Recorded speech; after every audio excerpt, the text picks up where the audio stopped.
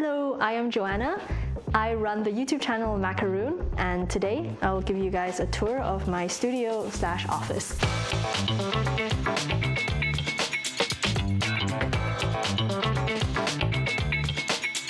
This is where I work and where most of my videos are filmed.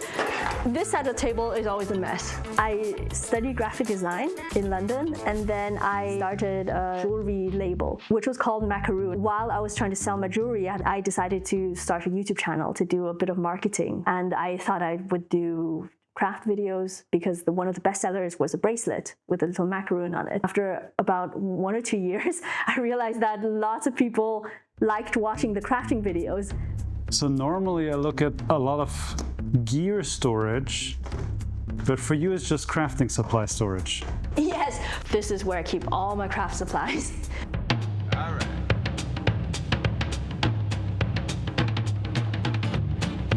Everything I make, I can't bear to throw away. Unless, of course, it's slime. I had slime that turned moldy. I had slime that just went disgusting. And those sort of things, of course, I would throw away. But everything that you can keep, I have in these boxes here. People who've watched my channel for a long time might remember that I started with needle felting. So, in fact, I think this is the actual first kit that I ever made. And of course, I keep duplicates. I started, the first 2 years, I was filming at home on our kitchen table, and in fact we're going to see the exact same ring light that I used. So what I usually have is I have these three lights, 2 soft boxes, and I do it of course on purpose that there's a bit more light coming from one side, so you get a slight shadow.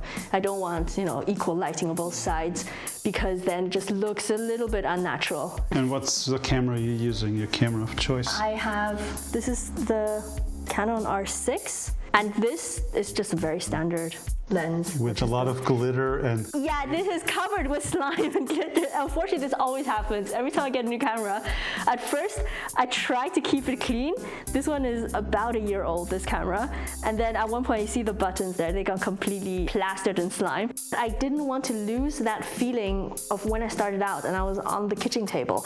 And I think, especially for DIY tutorials, it works better if it's not super professional. If people see the videos, they think, oh, that kind of looks like my table, and I can see myself doing it. And it's also filmed in a first-person perspective. You see the hands in the same direction that you would be doing it, rather than, I don't want camera guys kind of on the other side of the table filming me showing something, because you don't learn as well in that way. And I know myself, if I'm looking for a tutorial, I always go for the ones where it looks like somebody's been filming this on their phone, on their own table, and probably the phone is sort of balanced maybe on a book or something, but I think that's a good tutorial. Like, I can follow that because it doesn't look that complicated. Nice. If I'm literally working, this is exactly what it looks like. I'm sitting here, this is a shot that's probably most common in all of my videos. This is a anime that just came out, which is super viral right now if you're on the right side of TikTok. It's called My Friend Nokotan, and there's a scene in this anime where this girl who has deer antlers, she takes her own head off. I thought that was such a funny scene, that would look great as a DIY, and I could turn that pretty much into a box. So this is one of the sillier DIYs where it's kind of based on like a game or a meme or or a video game, rather than a really explaining a trend. These are called Taba squishies. Ooh, that's so soft. Yeah, It is as satisfying as it looks. And the interesting thing is it goes back to its shape, so you can smoosh it up like that, and it's supposed to do this where it sticks to your skin. It looks like something you should clean your keyboard with. Yes, swole. So this is Pusheen, buffed up, and this was a completely custom DIY. So this is kind of this is like the custom mold, and then this is the actual squishy itself.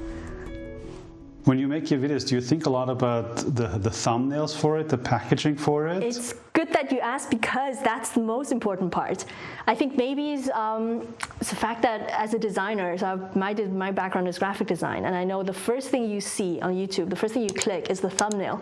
And my thumbnails are so complicated that a thumbnail often takes more work than the video itself. I could show you how I do my thumbnails if you want to. It's actually I have a very weird technique for making thumbnails. Yeah. I put this down. This is the white background, and then I take my thing, turn it on, and then whatever I'm making, I'm holding it like this. I'll record, and then I'll just sort of, move it around, find a shot, like move my hands. Sometimes it might look better like this, or it might look better if I just have like one finger in the back, and then I just sort of do this, and it's one continuous video clip.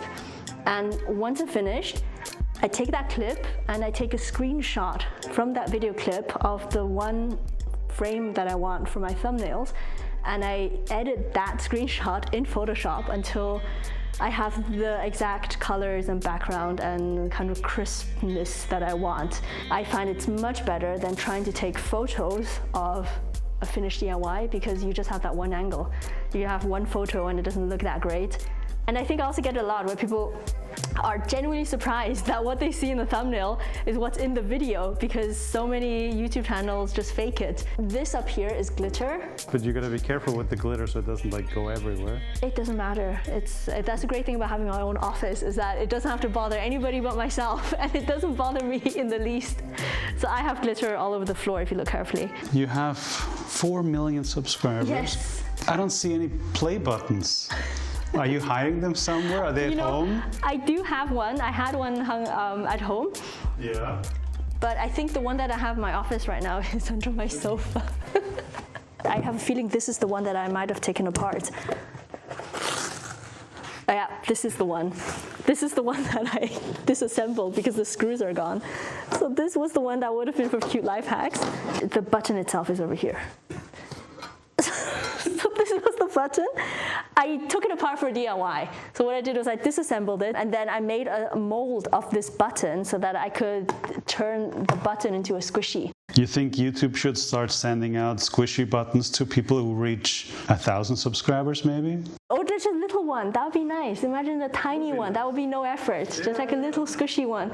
That would be fun. My daughter, when she started watching YouTube, she was watching some random YouTuber, and I asked her about it. I was like, "What's she watching?" He's like, "Oh, she's watching so-and-so." And she says, and he even has a silver play button. And that's the moment, and I said, "Well, do I have a surprise for you?" Yeah. Because I never hung mine up. She had no idea that I had a gold button. She had no idea I had two. All right, should we make something? We're gonna make Taba squishies, these are tiny ones. I was actually packing these up. This is like a little tiny version of a Taba squishy. And I was using these because I'm going to London next week for a book signing, and I just wanted to take these along as presents. And these are ones already made. So these are like really small ones. Do you ever have parents like message you on or comment on your videos? Just being like, thank you for the tutorial, or? Yeah. So I do get lots of parents who kind of, because their kids want to make something.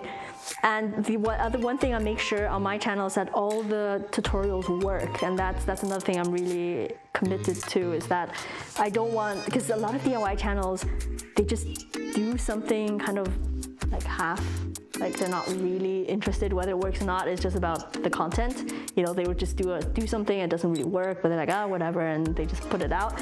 And there's so much of that on YouTube. The problem is, like, in the end, you can't really find a place that tells you, this is exactly how you do it, and it works every time. That's pretty much what I do. This is pretty much all the leftover stock from the jewelry that I made. I just realized this is a lot of stock left. I didn't realize how much I had left. Maybe you need to make a Maqaroon slime. Maybe I need to restart the shop at some point. YouTube today is, for me, it's like a day job where I still have so much fun doing it.